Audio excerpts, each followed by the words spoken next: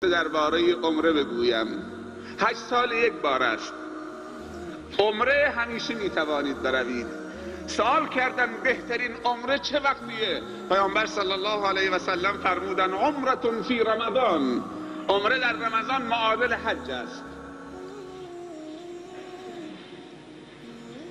یک نکته درباره مسجد الحرام و مسجد النبی، اونهایی که دنبال ثوابن در ماه مبارک رمضان، عمره در رمضان ثواب حج دارد. خرج عمره چقدر است؟ برای ما که سوغاتی ما آب زمزم و خرماست، نه چیز دیگر ها، 600,000 تومان. اگر سوغاتی چیز دیگر باشد، نه آب زمزم و خرمای عجوای مدینه، اون بحث جداگانه است. سوغاتی مدینه خرمای عجوا و سوغاتی مکه آب زمزم. ثواب عمره معادل حج است. این ثواب عمره. هر کسی در رمضان با 600,000 تومان عمره برود ثواب حج میگیرد. دیگه چی میگیرد؟ اگر 20 روز در رمضان در مکه و مدینه باشد، 10 روز در مدینه، 50 تا نماز فرض در مدینه میخواند. پیامبر صلی الله علیه و سلم فرموده هر نماز فرضی در غیر از رمضان در مسجد النبی معادل 1000 نماز فرض است. در رمضان 70 برابر میشه. یعنی 10 روز 50 تا نماز بخونید، باشید 5 تا نماز بخونید در مسجد النبی در ماه رمضان، چیز حدود 3,500,000 حسنه داره فقط نماز خوندن. 10 روز بعدی میری مکه، 10 روز در مکه بمانید در رمضان، 5 تا نماز فرض در مسجد الحرام بخوانید. پیامبر صلی الله علیه و سلم فرموده در غیر رمضان هر نماز فرضی در مسجد الحرام 100,000 نماز ثواب دارد.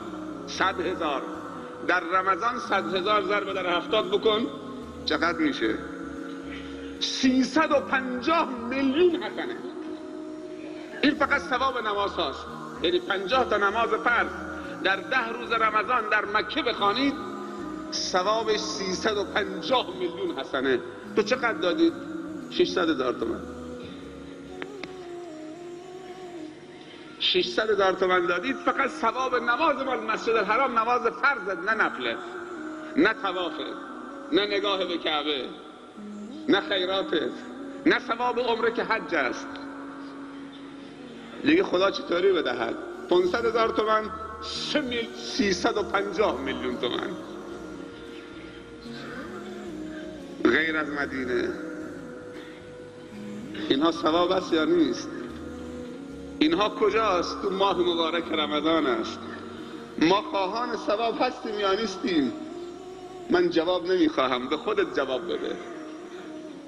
هر کسی جوابشو به خودش بده. هر کسی تو گور خودش میخوابد. اما صحابه از دست ندادن. اینها همش برکت رمضان است. بهترین صدقه در رمضان. 3 نفر در جامعه اسلامی اگر دست به دست هم بدهند، جامعه متحول خواهد شد و دنیا فتح خواهد شد. علم عالم، قدرت حاکم، مال تاجر.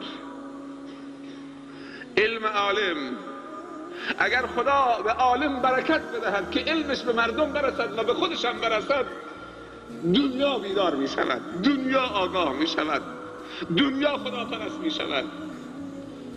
اگر خدا در کنار عالم یک تاجر ربانی هم قرار بدهد که هرچی عالم گفت نگذاره که حرف عالمش و رهبرش به زمین بیفته، جان و مال فدا بکنه، مثل عبدالرحمن ابن عوف و عمر ابن الخطاب و عثمان ذی النورین و ابوبکر الصدیق رضی الله عنهم اجمعین، که هرچی گفتن گذاشتن.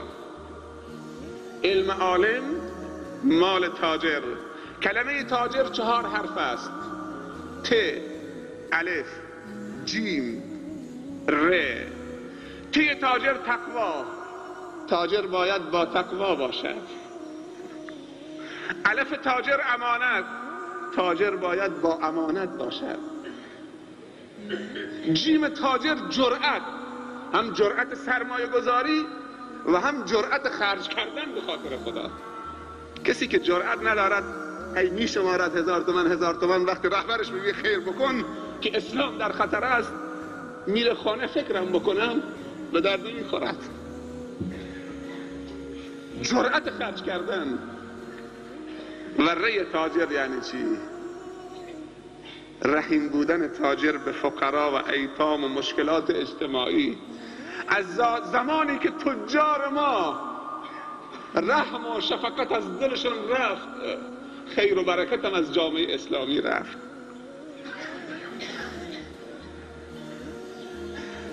علم عالم کافی نیست، مال تاجرم باید باشه. ت تقوا، الف امانت، جیم جرأت، ر رحمت. تاجر باید رحم بکنه به جامعه و نیازهای جامعه. خدا بهش داده که رحم بکنه، اگر میخواد که رحم بشود. حوزه مکی امانتی است در گردن تجار زاهدان و بلوچستان بالاخص.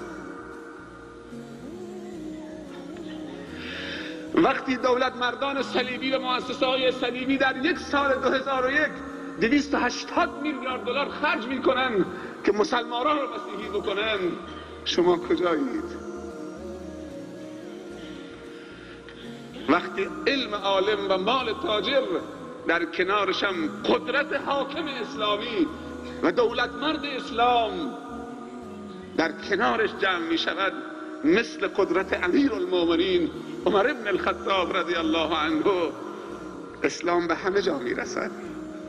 این فقها و این علما سخاوت داشتن، تجارم سخاوت داشتن، حاکم وقتم قدرت داشت و قدرتش رو سخاوت کرد، بخشید برای پیشرفت اسلام. عالم با علم سخاوت می کند، تاجر با مال سخاوت می کند، حاکم با قدرت حکومتی سخاوت می کند. هر سه تا یک ثواب دارد.